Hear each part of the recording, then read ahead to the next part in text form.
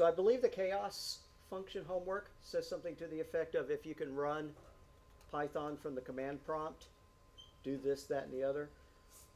Well, y'all haven't done the assignment yet that told you or gave you hints on how to run Python from the command prompt. So one of the problems is that sometimes when you do an install of Python, it's not ready to run from the command prompt. If the Python installer had run and everything worked correctly, you should be able to. Now what I did is I went down to the start menu and I typed in CMD. You ought to be able to type Python here and have it go. Now on your machines, it's probably not going to work. But give it a shot and wave your hand if it actually did for you. Mine works. Awesome. Mine works. All mine works. Well, okay. So anyways, that means that the environment variables got set up correctly.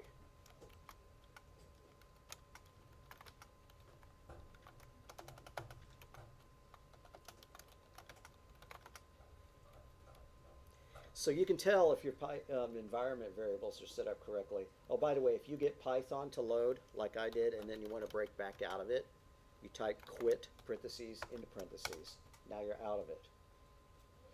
So how do I know if my paths were set up, or if at least tried to? Do set path, like that, from the command prompt.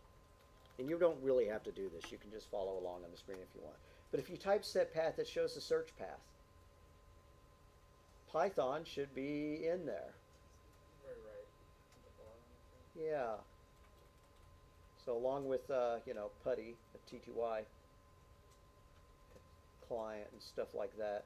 Oh, that seems to be listed several times in there. Python will be listed in there as well. If you type set and don't specify a variable, you get all the variables, which is kind of interesting to look at. So now we're in the guts of the operating system. These are all the these are environment variables which are available to the programs. A program could check an environment variable to find out what directory it's supposed to run from, or what your username is. One of these should be our username. I'm not spotting it right off the bat. Oh, see, like that, home path is equal to users JG Thompson.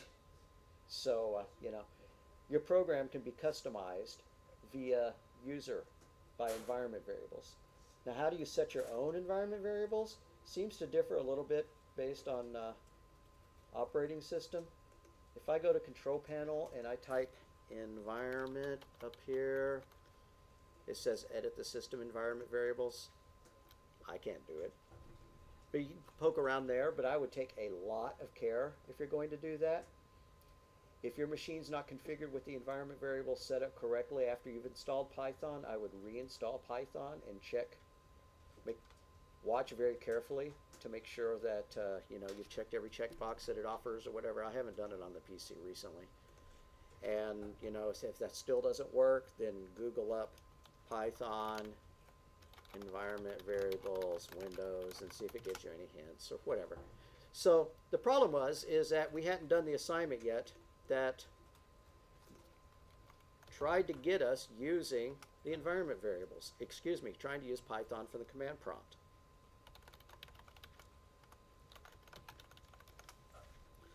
But we could do it in here if you're doing it on these machines. These machines seem to be configured correctly this semester, which is awesome.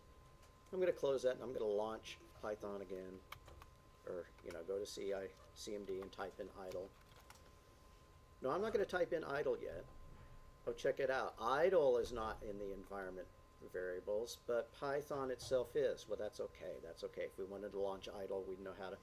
You give that a shot. Type Python rather than idle. I probably had you run idle from the command prompt. Does Python itself work? Okay. So anyways, if we go into a directory where our Python programs are stored, if I do cd desktop and then I do cd cit 1203, I hope that's the name of my folder, and then I do dir, I'll see all my py files. I can run those from the command prompt. I can type, I don't know what feb6 is, but no, jan30.py. How did I pick that name? I just eyeballed it. But I'm going to prefix it with Python space jan30.py. It'll launch Python and it'll execute the Jan 30 script. And again, y'all don't have to follow this. I just want you to click it in your brain. If you can, that's great, but don't spend too much time trying to type it in when you can just watch it. Okay, so yeah, it ran the program. You see that? So what I'm going to do is I'm going to write a script that's designed to be imported. And I think we already did this once, but all my scripts are on a flash drive, and I don't know how to make them run from the flash drive. that's fine. Like I said, just watch. The flash drive is probably like F or something Yeah, like it's that. F drive, but I'm not familiar with the command prompt enough to. That's cool. That's cool. I can sit down with you, except I have to rush off to the next class, usually after this one, but maybe we'll have a little bit, so why don't we see if we can do that. Okay, so what I'm going to do, and again, y'all don't have to follow this. That's okay. I do want us to do this together. If you know where your path is, right there, keep that in mind. If you don't, do a save as. Come up here and click and copy that path. You see that? That's the fastest way I know of getting a path. You can just right click and copy. Then cancel it. We don't really need to do a save as. But file, save as, right click that. That's assuming that you've actually started a new script and saved it. I'll probably do that again in a minute. Okay, so I'm going to make a main method. I called it a method. That's incorrect. Function. def main colon. That's really enough. And now I'm going to add that business that I showed you a couple of weeks ago. Unindented. If underscore underscore name underscore underscore, those are 2 underscores each for a total of 4, equals equals, quote, could either be apostrophes or double quotes, underscore underscore main underscore underscore. So for another 4 underscores total. Then call the main method, the main function, like that. And then let's print a message. Okay, all done.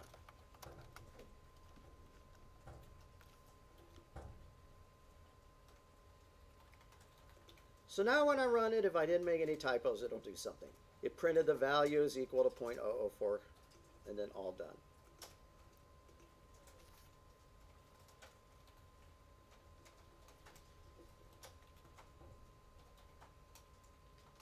Run.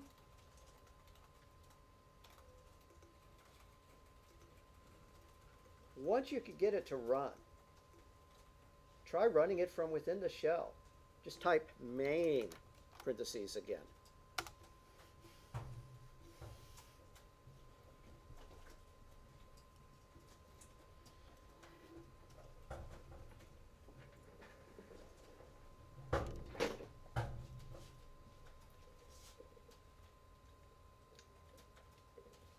If it worked, great.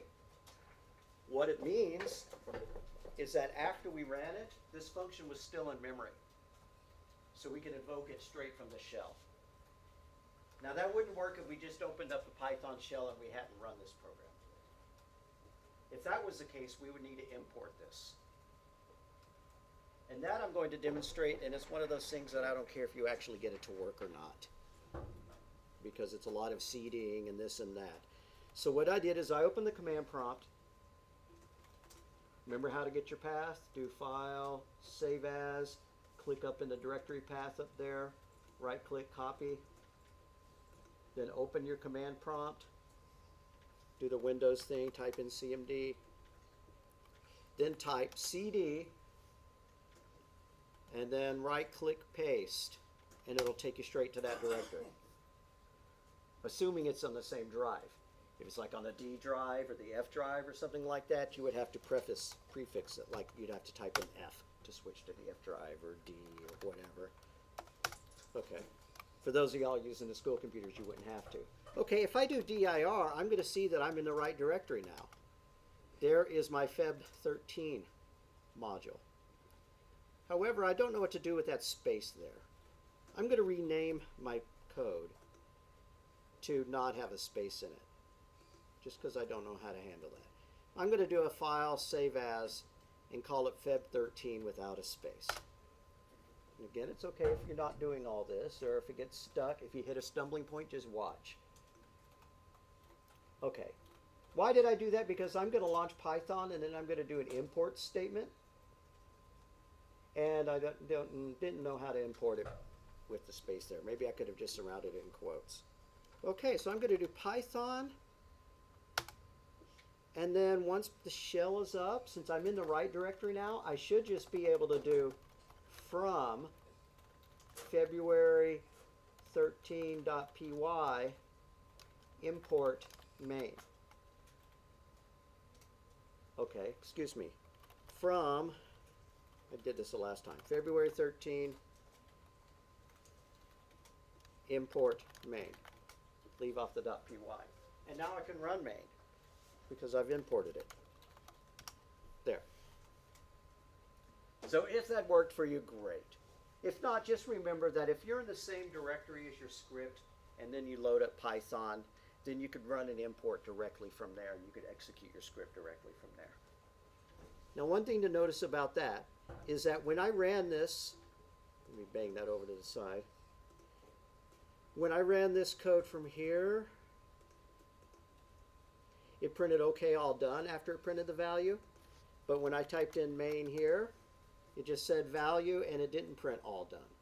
Why is that? Because when I ran it from the shell, it jumped in here, it did these two things, and it came back. It didn't do that.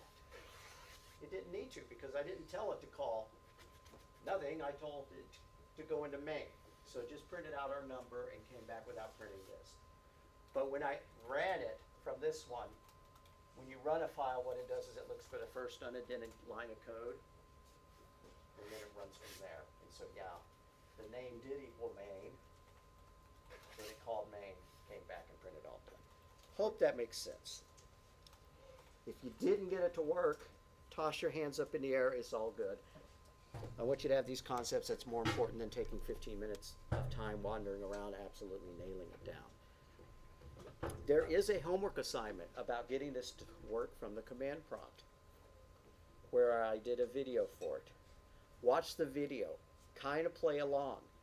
If you're using a Mac, I'm not sure that you're going to be able to get it to work. If you want to, then Google how to set up Python to, do this stuff from the terminal, or maybe it's already configured. If you're using PC, if you're using Windows, watch it, try to follow along. If you get lost, just go, okay, that's cool. And then upload a document saying either you got it to work or, hey, at least that was interesting, right? So, you'll get credit for it regardless of whether you can actually get it to work or not. I'd like for y'all to try it, but I don't want you to put in hours on it. Just want you to have the idea that this stuff can be done from the command prompt. And then if you ever needed to start doing some serious scripting and working this stuff together, then you would research how to do it. So we all good? We're not going to spend any more time doing that? Alrighty. So Feb 13. I'm going to nuke those two lines. They're not important anymore. We're going to do something else. I want to demonstrate recursion to y'all. Recursion is when a function calls itself. And it sounds kind of like an infinite loop. I'm going to write a really dumb version of recursion. I'm going to just call it recurse.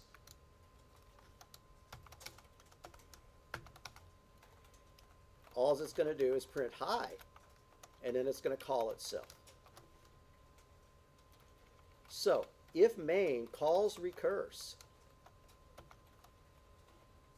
it's just going to go into an infinite loop. Except it's not a loop. Alrighty, I did that wrong. I put a colon there when I shouldn't have. Alright, it's going to run for a long time, and eventually it's going to run out of stack space. There, it crashed. Maximum recursion depth exceeded. Mine that PyCharm did it like instantly. Cool. Cool. So I wonder how many times it ran before hitting the maximum recursion depth. Alrighty, so that's recursion in a nutshell. The function calls itself. It printed out hi, and then it invoked itself again. And you can see why that'd be a problem, right? Well, when you write a recursive module, you have to let it return. You have to let it back out of it. I'm really trying to think of of a parallel. That, you know, there's no physical parallel. But suppose you walked into a house and then there was a door there, and then as soon as you walked to that door, you were walking into the house again. It's some kind of magic portal game or whatever. And you kept doing that. Eventually, you'd have to turn around and walk back out, right? And the way maybe in this world's magic, when you turned around and walked out, you'd have to walk out as many doors as you walked in, right? Just because that's typically how doors work. If you go through two doors to get into something, you have to turn around and go to two doors. So our recursive module needs a way to get out of itself. And so there are two cases. There's something called a base case, and then there's something called a recursive case. The recursive case is when it calls itself, and the base case is when it returns. I'm going to comment this call to recurse out because that didn't work, right? That just ran an infinite loop. And by the way, if you're stuck, just nuke these lines and just call main like that, okay? Good enough. Don't change your code if it was working, but if it wasn't, just do that. All right, so I'm going to write a sum function that works recursively. So I'm going to call it sum r for sum recursion. And it needs to take a variable because we're going to do the summation of all the values like from 1 to 10 or 1 to 100 or 1 to 50 or whatever. So our limit is going to be our upper bounds. And we need two cases. We need a base case, which causes a return out of it, and we need a recursive case, which calls us to invoke ourselves again. Our base case is if our limit is reached 0, because that's how we know we've hit the end. So if limit is less than or equal to 0,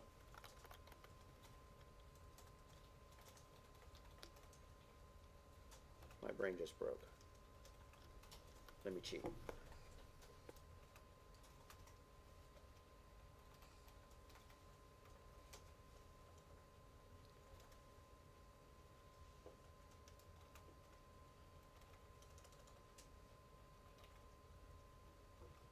Quite often I remember, okay. Return 0. Don't do anything once our limit reaches 0, right? Because if we call the sum of 0, summation of 0, the summation of 0 is 0. If that's not the case, if our limit is greater than 0, what we want to do is return the limit plus the sum r of limit minus 1. So that's our recursive case. Now, it's okay if this doesn't totally click. It's just one of those things where I want you to have it tucked away in your brain. Recursion is a sophisticated programming technique used to solve things like sorting problems, encryption, things like that. There are categories of problems which are best served by recursion. Now, is this the best way to add up the numbers between 1 and 10 or something like that? Nah, you'd write a loop to do it. And we'll do that as well. But that's our recursive version of it. You need an else, don't you? No, I don't. Well, it's in But recursive, I need it tabbed correctly if I was going to leave off the else. So yeah, let's put the else in. so you'll have to get there eventually. Right, it would get there eventually, but without the tab, it wouldn't work. Or with it being tabbed, so I like it. I like putting the else there. Okay. So let's figure it out. T is equal to sum r of all the numbers between 1 and 100. And then let's print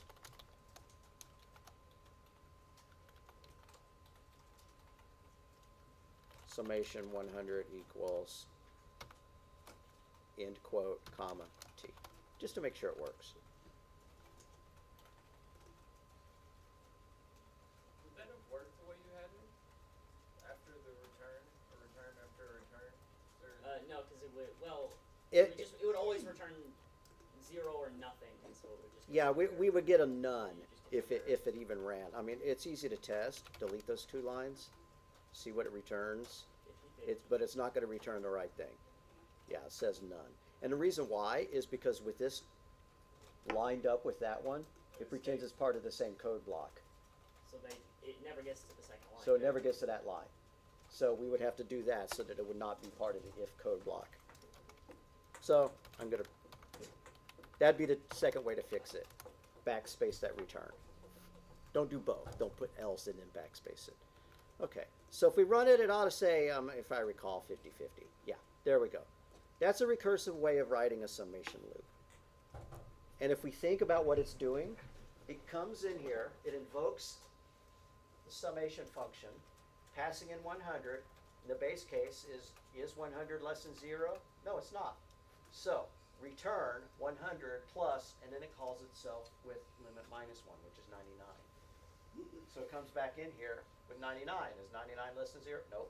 So return 99 plus the summation of 98, plus the summation of 97, plus the summation of 96, plus the summation of 95, and so on. And eventually we will hit the point where the limit, since it keeps being subtracted by 1, is less than or equal to 0, in which case it returns a 0 and we trickle all the way back out. And again, it's okay if that doesn't totally click. You can read up on recursion. Just want you to have the idea.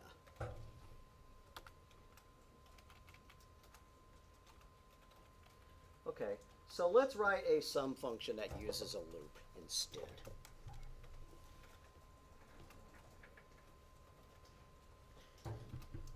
I think, yeah, I'm going to put it above main as well.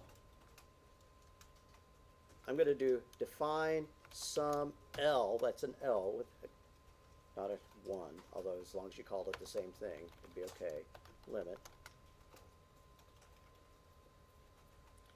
And this is just going to be a boring loop. So all you programmers have written something like this for part of an assignment before, I bet. Apparently the max recursion depth is 996. I can believe it. Yeah, almost 1,000. There are probably command line parameters you can pass to the Python engine in order to increase that. I know that there are in Java. Okay, so total is equal to 0, and then let's do a range. For x in range 1 to limit plus 1, total plus equals x, return total. There. That's a lot easier for our human brains to understand, right? As long as you know what the range statement does. It's like a for loop in C or Java. You know, it counts from the starting point up to the end point. And why did I have to add the 1? Because otherwise it would have only gone up to 99 rather than 100. Because this number is an upper bounds, but it's not inclusive.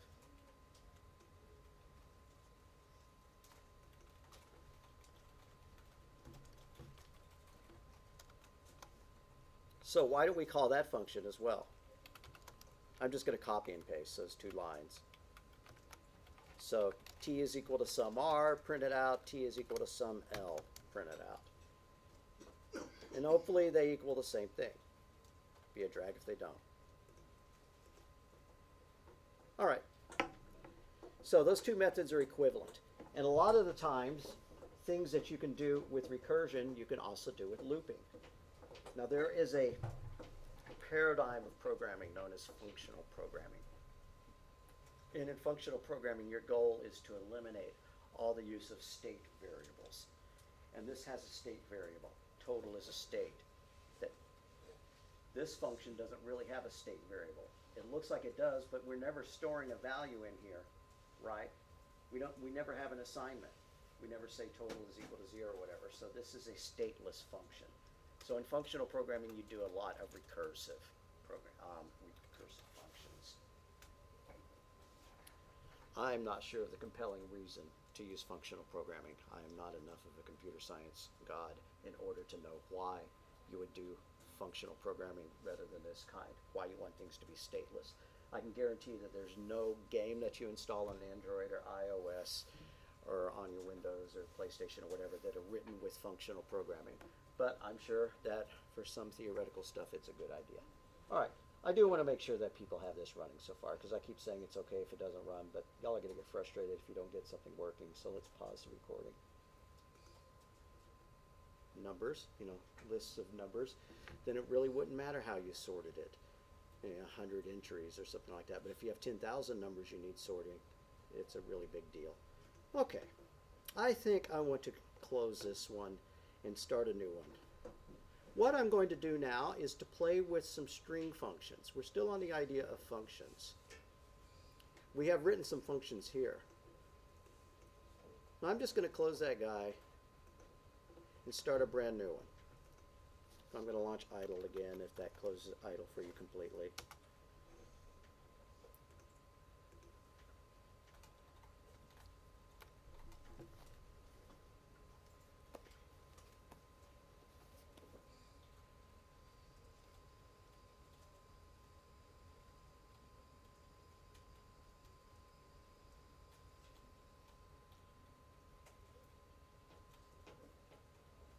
All right, so let's make up a sentence. Or something. I'm just going to call it S for string, or S for sentence. S is equal to Fred Flintstone is cool. Whatever. Let's count the number of lowercase e's that occurs in that.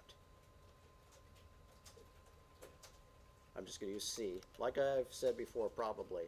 I use one-letter variable names when giving demonstrations, but if this is production code, we wouldn't do that. So what we're going to do is we're going to say s.count, parentheses, quote,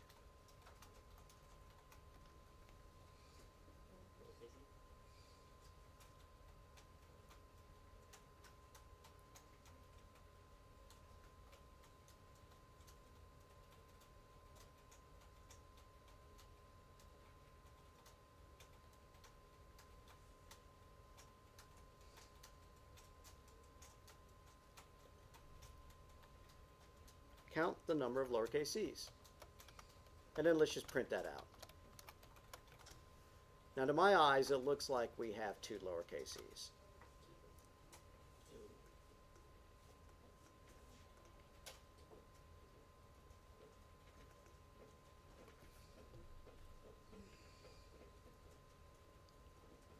So I'm going to call this one Jan30B. Nope, it's not January. February 13B.py. And then I'm going to run it. All right, there's 2 e's in it. What if we search for a letter that doesn't exist, like capital E? I'm going to copy and paste those 2 lines.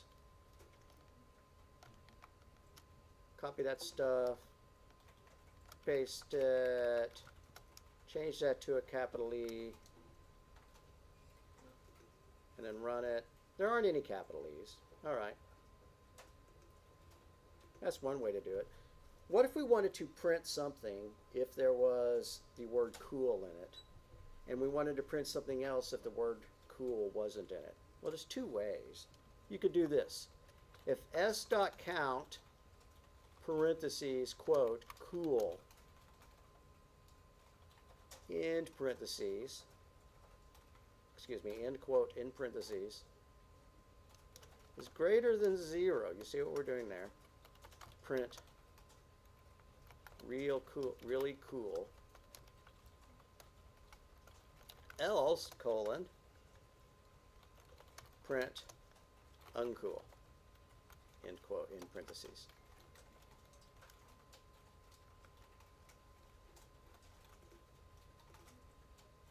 All right, so the word cool obviously was in there, right? So that did print really cool.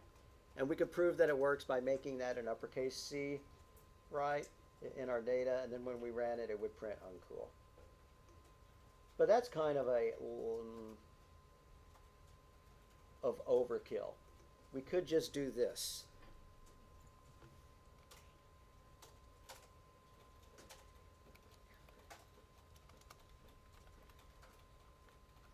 If cool in S, colon, print yes, cool. I'm not going to bother putting an else.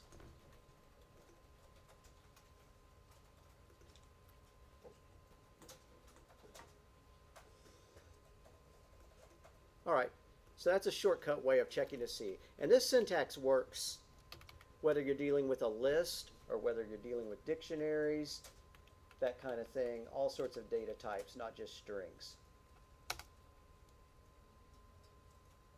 What if we wanted to see if it ends with the word Fred? If s dot ends with, quote, Fred, end quote, in parentheses, colon, print ends with Fred, in parentheses, end quote. Obviously, that's not true, right? So copy and paste that, but I'm not going to even copy and paste. Let's do begins with Fred this time. Or starts with, sorry, it starts, not begins. So if s dot starts with, parentheses, quote, Fred, make sure it matches your sentence exactly, case-wise, colon, print starts with Fred, in parentheses, end quote. And then let's just run it and make sure we don't have any syntax errors.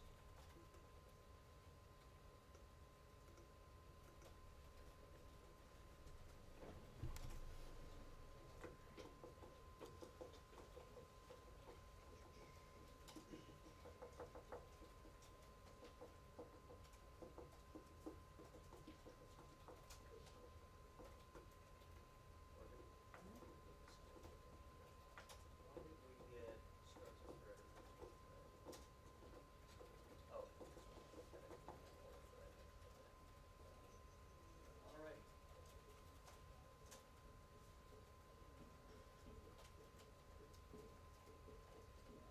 You're going to need a tab over this one. Actually, yeah. Put a quote and a colon. It looks like you're missing a quote on that line, the one with the red. Go to the line with the red. Make sure it matches this exactly.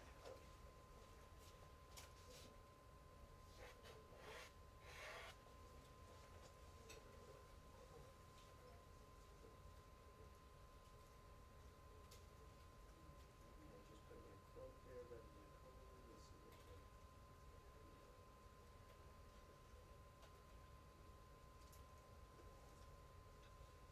Well, let's let it probably have a single quote rather than a double on there. That doesn't even match. You have an apostrophe at the beginning and put a quote. This is common. Eventually you'll get to the point where you can spot those as fast as I do. Okay, so it starts with Fred, right? Because it begins with.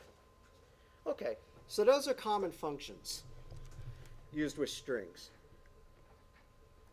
What if we wanted to figure out how many lowercase letters were in this string? We could use a loop. Now again, I know that we're doing stuff that we haven't done in the book, but you've had 1.1.3, you know what a loop is. So I'm going to write a loop that goes through here and pulls out every character so that we can check to see which ones are lowercase.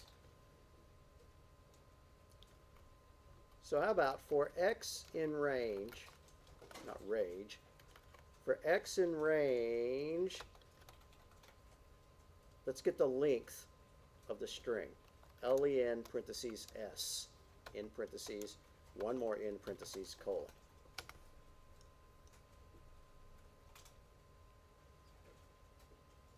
Now let's pull the character out.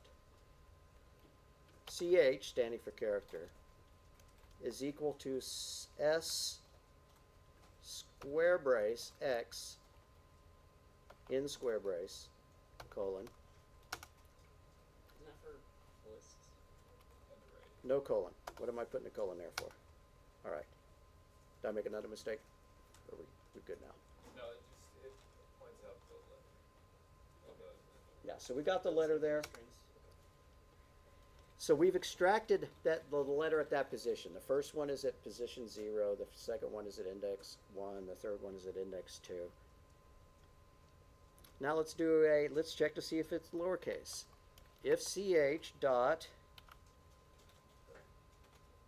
is lower parentheses in parentheses, colon.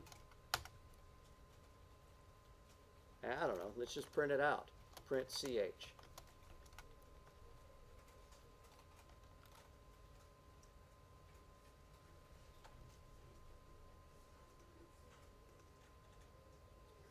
And it printed the sentence, Fred Flintstone is cool, but it left out the spaces and left out the caps.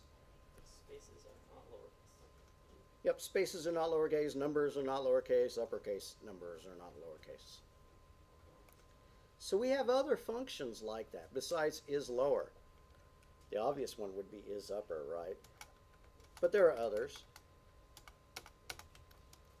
So there is ch dot is lower, parentheses in parentheses. There's ch dot is upper, parentheses in parentheses. There's ch dot is alpha, if it's an alphabetic character.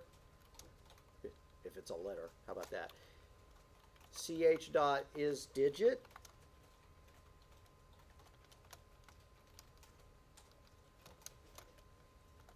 And you can use those for entire strings and not just one letter. Correct. And then is space, which just determines if it's white space. And in ch dot is al num, parentheses, which means alphanumeric letters or digits. All right, the only reason I did a single letter rather than the entire string is I just wanted to be able to print it out letter by letter. But you could check to see if something is all digits. Something like this. You know, V for value is equal to 1, 2, 3, 4. Then you could check it. If V dot is digit, parentheses in parentheses, colon, we could try to convert it. It'd be safe to convert it into an int. V is equal to int, parentheses, V, in parentheses. If that's not true, so else colon, print V is not an integer.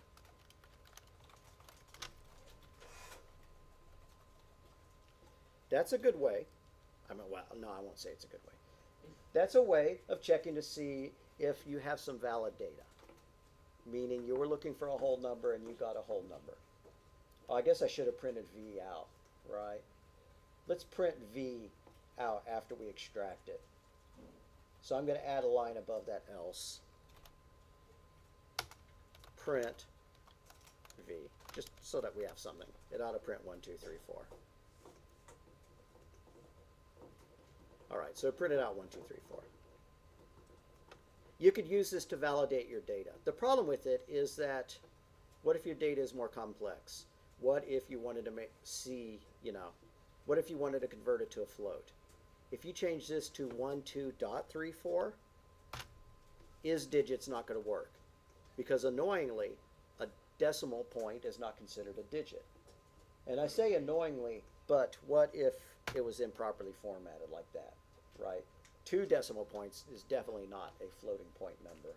1 is. So that would cause it to print not an int. Sure enough, it's not an int. Is that a good way of handling what I'm going to call exceptions? You've seen exceptions. If you give some bad data and you try to convert it, something like this, and let's stick it up at the top. I'm tired of having all this stuff up here at the top, bottom. Although then that confuses some people sometimes.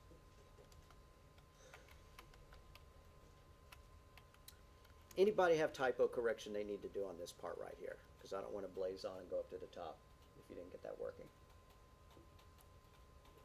Nobody raised their hands. Okay, so let's do this. Age is equal to input. What is your age in whole numbers? Or heck, we don't need to do that. Let's just do what is your age, question mark. I don't care if they enter a decimal point. We're going to convert it to a float. Age is equal to float, parentheses, age. And then let's print, parentheses, quote, your age is, in parentheses, comma, age. Yeah, like Big Whoop. They typed in their age, we got their age. But there's a method to that madness in just a minute. It's great, it works if they type in a number, but what if they don't type in a number? What if they type in something else? Like, you know, some letters. We get an exception error. It doesn't call it that, but that's what it is. It's a runtime error. It crashes, we get our red text. Tells us what the problem is. Hey, could not convert a string to float. But we can handle that. We can capture that at runtime with a try except block. So what I'm going to do is this. I'm going to modify this block. So we're up here at the top, try, colon, and then tab those two things over there. But if we run into a problem, we're just going to print an error message. So, I tabbed those two lines, and then the next untabbed line was the word except, E-X-C-E-P-T. Print. That wasn't a number.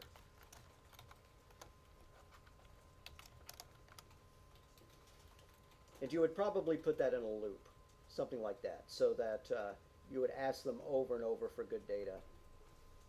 I'm going to enter some garbage, and it says that wasn't a number.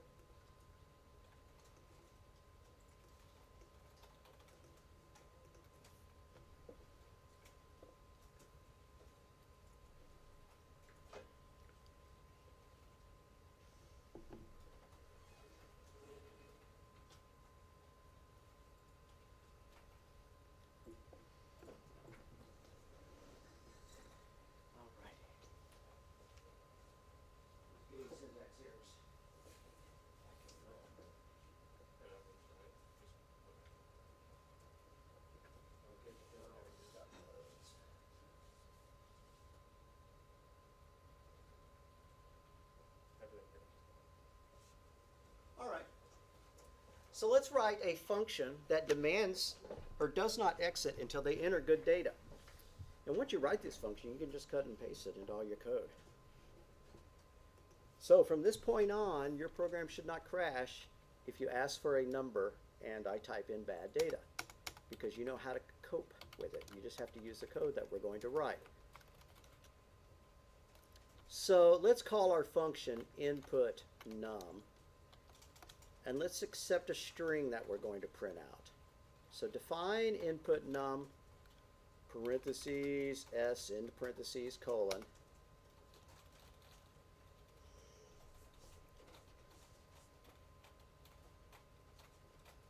And let's put it in a loop.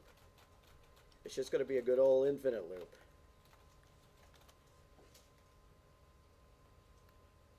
While true. Why am I making it an infinite loop? Because we're going to put a return statement in it that gets out of the loop if we do get a valid number. So it's not a true infinite loop. There is a way out. So while true, let's do this.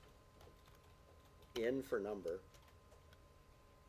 is equal to input, parentheses s, in parentheses. Now let's try to convert it. In is equal to float, parentheses in. But I forgot to put that in a try block. So I'm going to have to go back and modify it,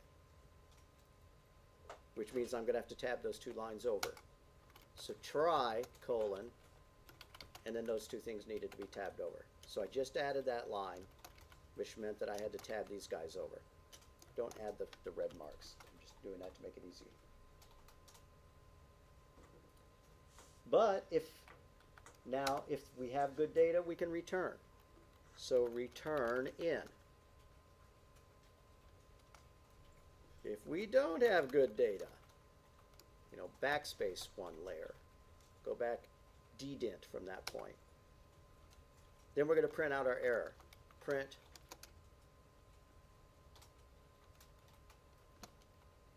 that wasn't a number.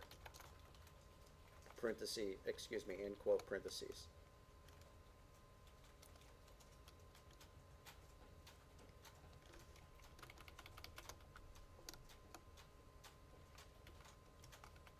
And heck, let's try it out.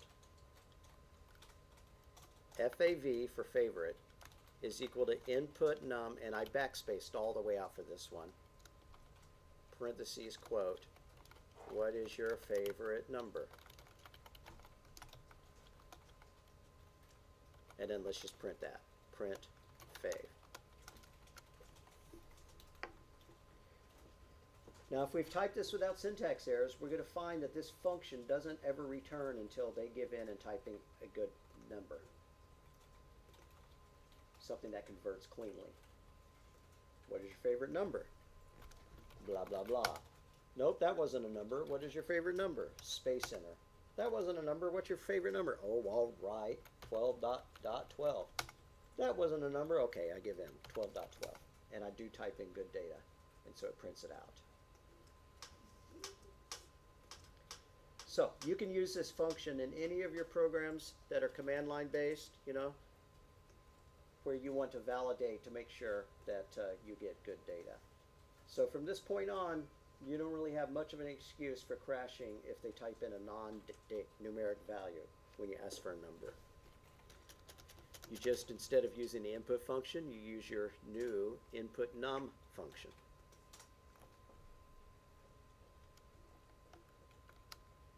So that's a data validation, because your goal is to make your programs bulletproof. You don't want them crashing because the user hit the wrong key.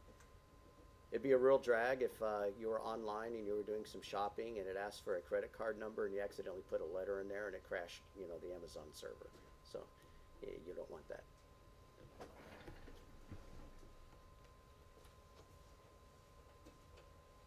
We are about done. So I'm going to make a Dropbox for this. Never worked. Awesome. Yeah, I'm going to make a drop so that we can put this and the other one in there. Does Python not have doubles? Well, they just call them floats. It's the same thing. Yeah, there's no differentiation between a float and a double in this language. They're in any language, they're kind of the same. They're the same, but in different words, the same thing. Oh, but in Java, it's Yeah, in Java, a double is a 64-bit value, while a float is a 32-bit value. And the same is true of the current C++ standards. But in this one, there's no short form of a float, or long form.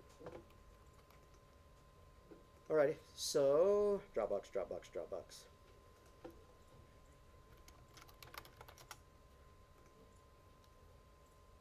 And I'll just take roll based on what gets uploaded. So always upload something even if you didn't type in anything.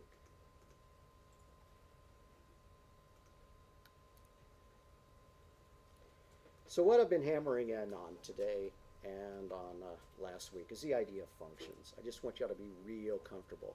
I want you to be writing your own functions and using the functions that are available to you.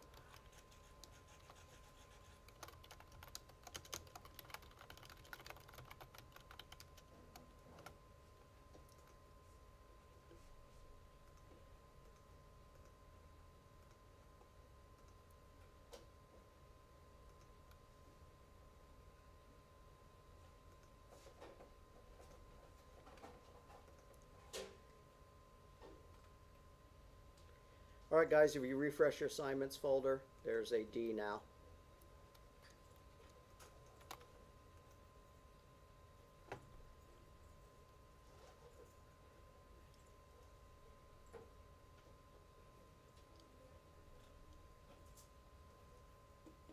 You want A and B?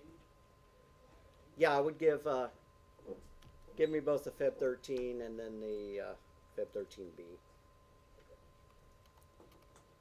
Just so that you have records of both of them. All right, if you notice, the Chapter 3 assignments have due dates. No. Looks like I bumped that one to the wrong time because I wanted it to be done. It's the extra credit one. They're due over a span. Looks like a span of over a week. Not quite sure why I did that. But y'all have plenty of time to do them, in my opinion. But if I start winding up going too fast on the homework, do let me know. And the reason why is last semester, we only got to do like 2 or 3 weeks of JavaScript and HTML and CSS. And I'd like for us to have more time than that.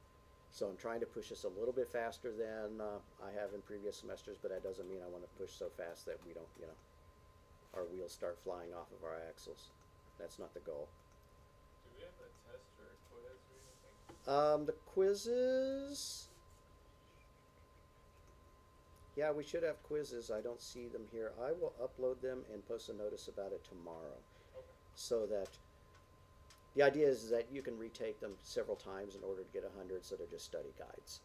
And then there'll be a midterm that's based on the material in the quizzes.